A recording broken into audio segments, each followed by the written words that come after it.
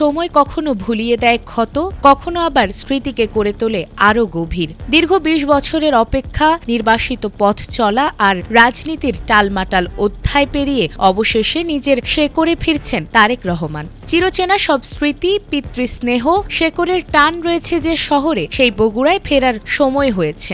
বিএনপির রাজনীতিতেও এটি এক আবেগঘন প্রত্যাবর্তন।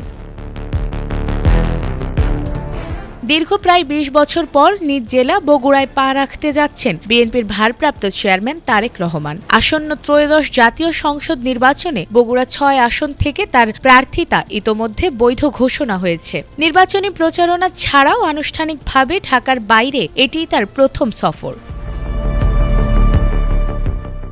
দলীয় সূত্র জানিয়েছে, আগামী ১১ জানুয়ারি তারেক রহমান বগুড়ায় পৌঁছে এক রাত অবস্থান করবেন। পরদিন ১২ জানুয়ারি সকালে বগুড়া শহরের আলতাফুন্নেসা খেলার মাঠে তার মা ও সাবেক প্রধানমন্ত্রী বেগম খালেদা জিয়ার আত্মার মাগফেরাত কামনায় আয়োজিত গণদোয়ায় অংশ নেবেন তিনি। এরপর রংপুরের উদ্দেশ্যে যাত্রা করবেন।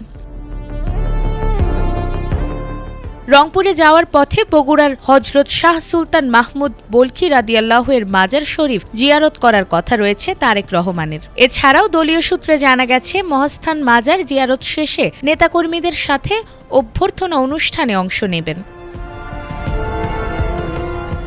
এদিকে তার আগমনকে কেন্দ্র করে বগুড়া শহরের রিয়াজ কাজী লেনের গ্রিন অ্যাসেস্ট বাড়িটি নতুন করে সাজানো হয়েছে। ১৯৭৩ সালে প্রতিষ্ঠিত এই বাড়িটি ২০০০ সালে সংস্কার করে গ্রিন অ্যাসেস্ট নামে গড়ে তুলেছিলেন তারেক রহমান। ২০০১ সাল থেকে ২০০৭ সাল পর্যন্ত রাজনৈতিক কর্মকাণ্ড পরিচালনার ক্ষেত্রে তিনি বিভিন্ন সময় এই বাড়িতে অবস্থান করতেন।